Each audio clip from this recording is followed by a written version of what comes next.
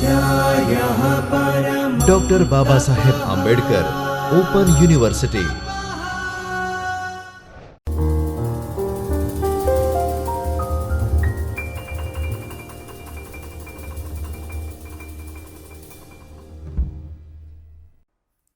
નમસ્કાર વિદ્યાર્થી મિત્રો, ડૉક્ટર બાબા સાહેબ આંબેડકર ઓપન યુનિવર્સિટીના ચૈતન્ય સ્ટુડિયોમાંથી હું Divya Darji, assistant professor, department of library and information science તરફથી આપ સર્વે વિદ્યાર્થીઓનું હાર્દિક સ્વાગત કરું છું. વિદ્યાર્થી મિત્રો, આપણો જે કોર્સ છે MLIS master of library and information science, તેના વિડીયો લેક્ચર સિરીઝમાં આજે તમે જે એકમ ભણવા જઈ રહ્યા છો તે જે આપણો પેપર નંબર છે ML2 102, તેમાં બ્લોક નંબર 1 અને યુનિટ નંબર 2 જે છે નિર્દેશીકરણ ભાષાઓ ભાગ 1. ગયા લેક્ચરમાં આપણે જે વાત કરી હતી તે ઓર્ગેનાઇઝેશન ઓફ ઇન્ફોર્મેશન કે માહિતીનું બૌદ્ધિક સંગઠન વિશે આપણે વાત કરી હતી. આજે તમે જે એકમ ભણશો તે છે નિર્દેશીકરણની ભાષાઓ, કે નિર્દેશીકરણ કેવી રીતે થાય છે, નિર્દેશીકરણ શું છે, ઇન્ડેક્સિંગ જે નિર્દેશીકરણ છે એને અંગ્રેજીમાં આપણે ઇન્ડેક્સિંગના નામથી ઓળખીએ છીએ. તો સૌપ્રથમ આપણે જોઈએ કે આજે તમે જે ભણવા જઈ રહ્યા છો એકમ, તેના કન્ટેન્ટ્સ શું છે.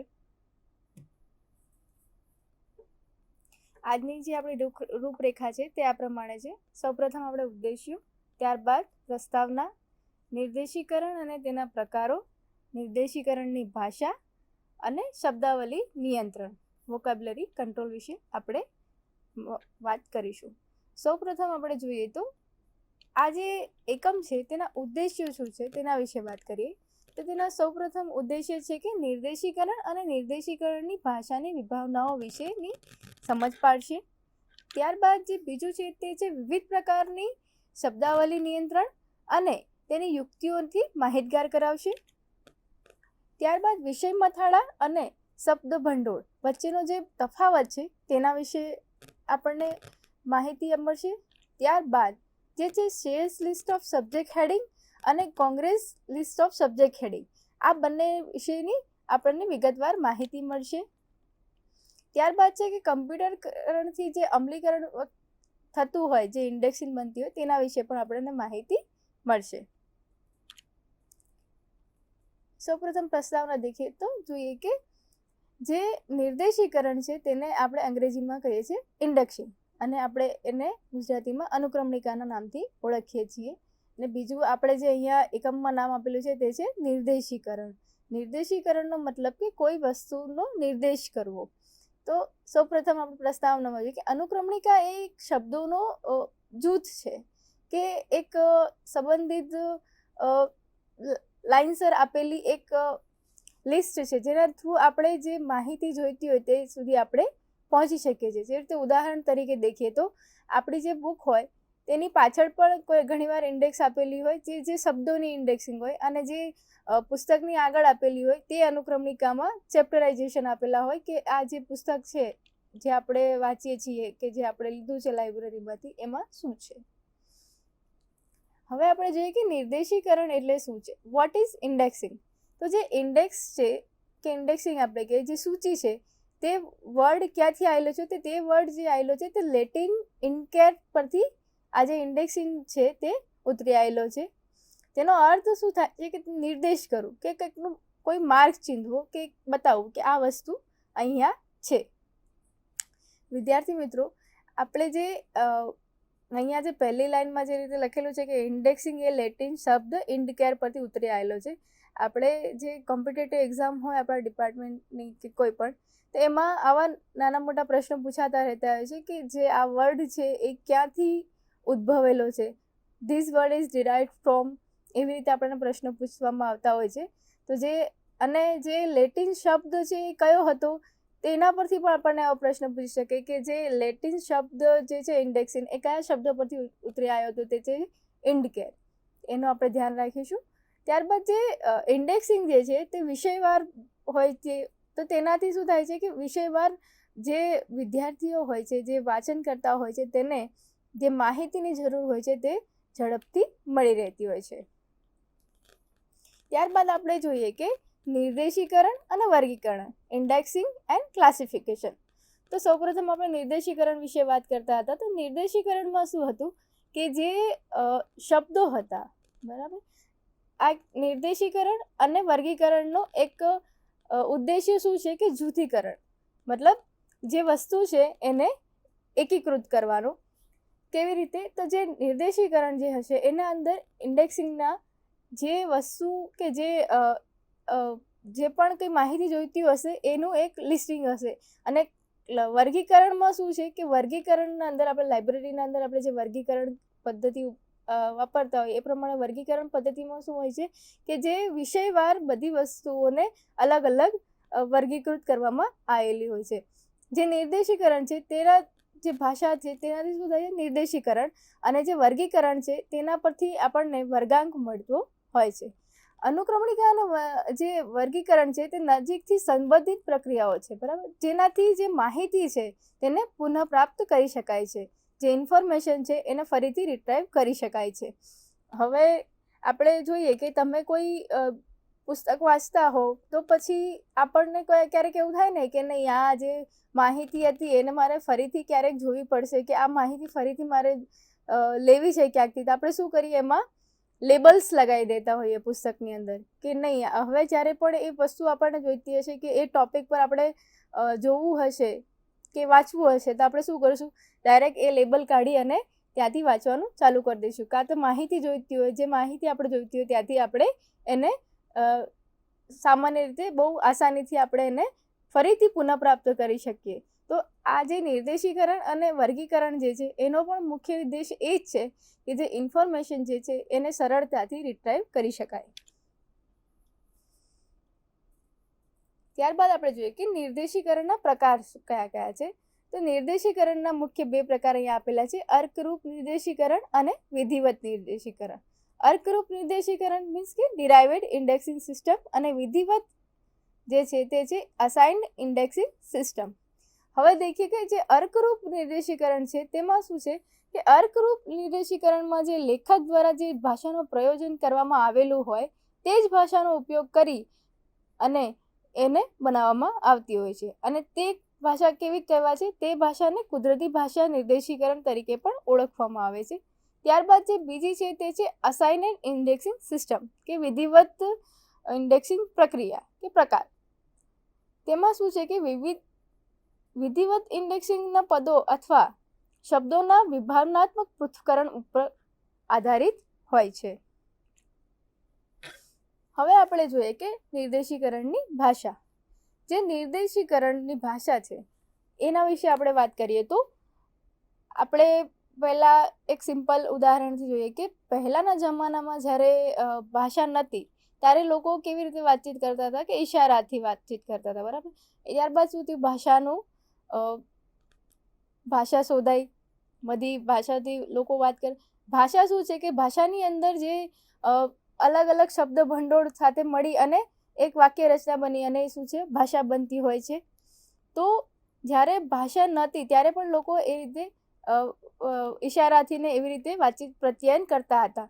જે ભાષા જે છે એ પ્રત્યાયન માટેનું એક વાહન કહેવામાં આવે છે. કમ્યુનિકેશન માટે ભાષા ખૂબ જ જરૂરી હોય છે. ભાષા બે પ્રકારની હોય છે. જે પ્રથમ જે છે તે છે કુદરતી નેચરલ લેંગ્વેજ, અને ત્યારબાદ જે બીજી છે તે છે કૃત્રિમ આર્ટિફિશિયલ લેંગ્વેજ.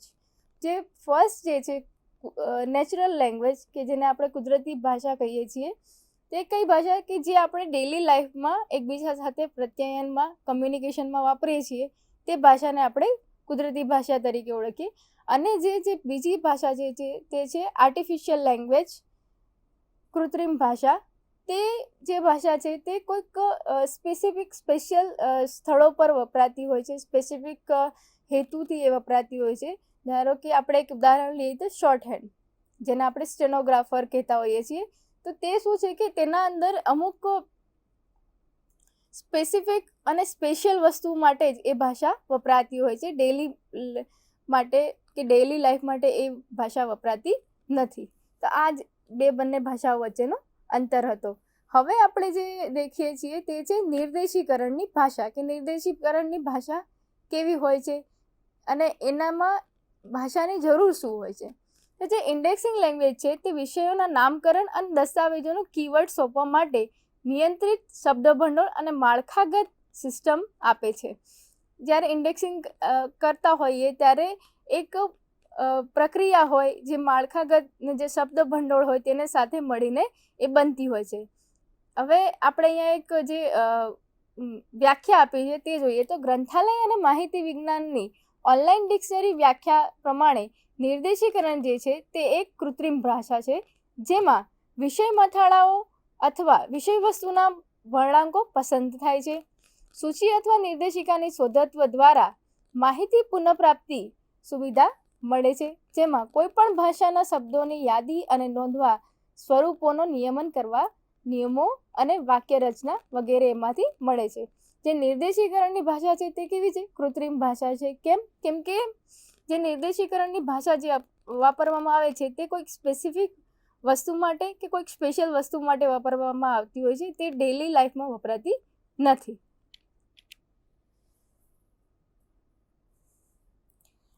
હવે આપણે જોઈએ કે નિર્દેશીકરણ ભાષાઓની કેટલીક લાક્ષણિકતાઓ છે. તો તેની લાક્ષણિકતાઓ, તેના કેરેક્ટરિસ્ટિક્સ શું છે તે જોઈએ. તો જે સૌપ્રથમ છે તે છે નિયંત્રણ શબ્દભંડોળ, કંટ્રોલેડ વોકેબ્યુલરી. તો જે ઇન્ડેક્સિંગની ભાષાઓ જે છે તે શબ્દો અને શબ્દોના ઉપયોગ પર પ્રતિબંધ કરવા માટે નિયંત્રિત શબ્દભંડોળનો ઉપયોગ કરતી હોય છે. ઉદાહરણ તરીકે સમાનાર્થી અને હોમોગ્રાફ્સ નિયંત્રિત છે. ત્યારબાદ જે બીજું છે તે છે પ્રમાણિત શરતો, જે છે સ્ટાન્ડર્ડાઇઝ ટર્મ્સ. તેમાં શું છે? તો તે જે અનુક્રમણિકાઓ છે તેના ભાષાઓ શબ્દો અને શબ્દોના ઉપયોગનો પ્રમાણિત કરે છે, જેથી એક ખ્યાલ માત્ર એક જ શબ્દ દ્વારા રજૂ થાય છે. ત્યારબાદ જે ત્રીજું છે તે છે ઔપચારિક માળખું, ફોર્મલાઇઝ સ્ટ્રક્ચર. ઇન્ડેક્સિંગ લેંગ્વેજમાં ઔપચારિક માળખું હોય છે જેમાં રોલ ઓપરેટ અથવા સૂચક અંગો જેવા રિલેશન સિમ્બોલનો સમાવેશ થાય છે. હવે આપણે જોઈએ કે નિર્દેશીકરણ ભાષાની જરૂરિયાત શું છે અને તેના હેતુઓ શું છે. Need and purpose of indexing language. જે માહિતી જે છે તેને પુનઃપ્રાપ્ત કરવાની પ્રક્રિયામાં ઇન્ડેક્સિંગ એ મુખ્ય પગલું છે, જેમાં ચોક્કસ માહિતી સાથે સંકળાયેલ કીવર્ડ્સ અથવા શબ્દોની સૂચિ બનાવવામાં સમાવેશ થાય છે, જે વપરાશકર્તાઓને સંબંધિત માહિતી ઝડપથી આપી દે છે.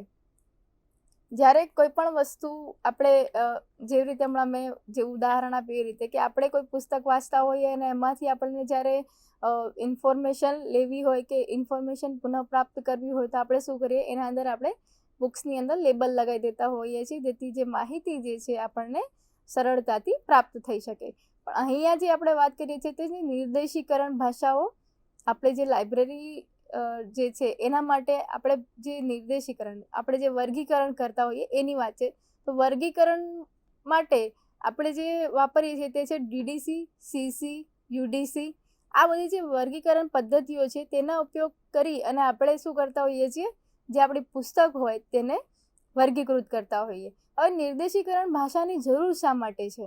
તો આપણે જોઈએ કે લાઇબ્રેરીમાં બહુ બધી પુસ્તકો છે, અઢળક પુસ્તકો છે, અને ક્યારેક એવું કહીએ કે કોઈ લાઇબ્રેરી છે એમાં 5000 જેટલી પુસ્તકો છે, પણ એ પુસ્તકોને જો વર્ગીકૃત કરી અને એક સિસ્ટમેટિકલ વેમાં ના મૂકેલી હોય તો એ પુસ્તકો કોઈને પણ જોઈતી હોય તો એ આપણને તરતથી મળી શકે નહીં.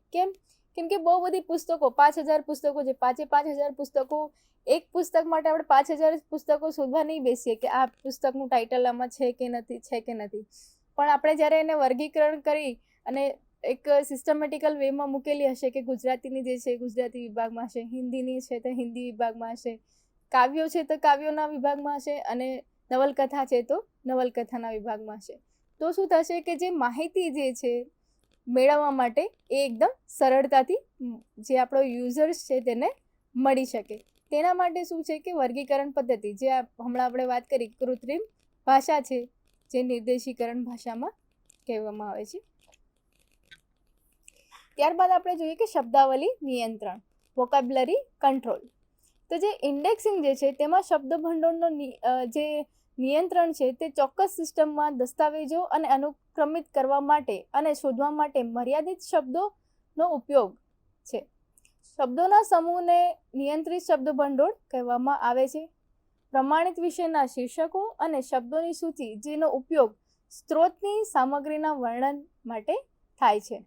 હવે જ્યારે બહુ બધી વોકેબ્લરી, જેમ કે વોકેબ્લરી કંટ્રોલ, આપણે શબ્દાવલી નિયંત્રણ, કે જે શબ્દો છે બહુ બધા શબ્દો છે પણ એના પર નિયંત્રણ કરવું પણ જરૂરી બનતું હોય છે. હવે જે લેન્કાસ્ટર છે તેમને 1986માં એક સૂચન આપ્યું હતું. તેમના સૂચવ્યા પ્રમાણે વિષય નિર્દેશીકરણની પ્રક્રિયામાં જે ભિન્ન બૌદ્ધિક સોપાનો, પ્રલેખોનું વિભાજનાત્મક પૃથ્થકરણ અને વિભાજનાત્મક ખાસ શબ્દાવલીઓનો અનુવાદનો સમાવેશ કરે છે. અને જે બીજું સોપાન છે તેમાં માહિતી પુનઃપ્રાપ્તિ પર્યાવરણના નિયંત્રણ શબ્દાવલી તેની સાથે સંકળાયેલી છે. હવે જ્યારે આપણે શબ્દાવલી નિયંત્રણની વાત કરતા હોઈએ ત્યારે આપણે અહીંયા લેન્કાસ્ટરને જે 2 સૂચનો આપ્યા છે, એમના જે 2 સોપાનો છે તેના વિશે આપણે વાત કરી. જે શબ્દાવલી નિયંત્રણ જે છે તે વિભિન્ન પ્રક્રિયાઓ, સ્વીકારાયેલા સાધનો, લિસ્ટ ઓફ સબ્જેક્ટ હેડિંગ્સ, વિષય મથાળાઓની યાદીઓ, થિસોરસ, થિસોફેટ્સ વગેરેનો તેમાં સમાવેશ થાય છે. હવે આપણે જોઈએ કે શબ્દાવલી નિયંત્રણની કાર્યપદ્ધતિ, મેથડ્સ ઓફ વોકેબ્લરી કંટ્રોલ, કે જે વિષય પહેલાં આપણે જોયું તે હતું વોકેબ્લરી કંટ્રોલ્સ, બરાબર. હવે જે છે તે છે શબ્દાવલી નિયંત્રણની કાર્યપદ્ધતિ કેવી છે. તો તેમાં જે પ્રથમ જે છે તે છે અર્થ નિર્ધારણ, કે એને અભિધા કે પછી સેમેન્ટિક્સ પણ કહી શકાય. તો તેમાં 3 પ્રકાર પડે છે. જે પહેલો છે તે છે સમાનાર્થી, જેને આપણે સિનોનિમસ કહીએ છીએ અંગ્રેજીમાં. જે બીજું છે તે છે વિવિધ જોડણીઓ, વેરિયન્ટ સ્પેલિંગ્સ. અને જે ત્રીજું છે તે છે સમાન રૂપવાળો વિભિન્ન અર્થવાળા શબ્દો, જેને હોમોસિમ્સ કહીએ છીએ, બરાબર. તો જે સમાનાર્થી શબ્દો છે તો સમાનાર્થી શબ્દો કેવા હોય છે કે જેનો એક કરતાં વધારે અર્થ થતો હોય. ત્યારબાદ છે વિવિધ જોડણીઓ અને સમાન જે અર્થવાળા કે સમાન રૂપવાળા અને વિભિન્ન અર્થવાળા એવા શબ્દો એમાં હોય છે. ત્યારબાદ જે બીજું છે તે છે વાક્ય રચનાઓ, જે છે સિન્થેટિક્સ, બરાબર. તો જે સિન્થેટિક્સ છે એમાં પણ 2 પ્રકાર પડે છે. તેમાં જે પ્રથમ છે તે છે સંયુક્ત પદો અને જે બીજું છે તે છે વાક્યાંશ મથાળાઓ. જે સંયુક્ત પદો છે તે કોમ્પાઉન્ડ ટર્મ્સ અને વાક્યાંશ મથાળાઓ જે છે ફેઝ હેડિંગ્સ. હવે આપણે જ્યારે પહેલી જોઈ જે છે અર્થ નિર્ધારણ અભિધા, જે તે સિમેન્ટિક્સ, અને જે બીજી હતી તે છે વાક્ય રચનાઓ. શબ્દાવલી નિયંત્રણની કાર્યપદ્ધતિમાં આપણે સૌપ્રથમ જોયું તે છે અર્થ નિર્ધારણ અભિધા, જેના અંદર 3 પ્રકાર આપણે જોયા.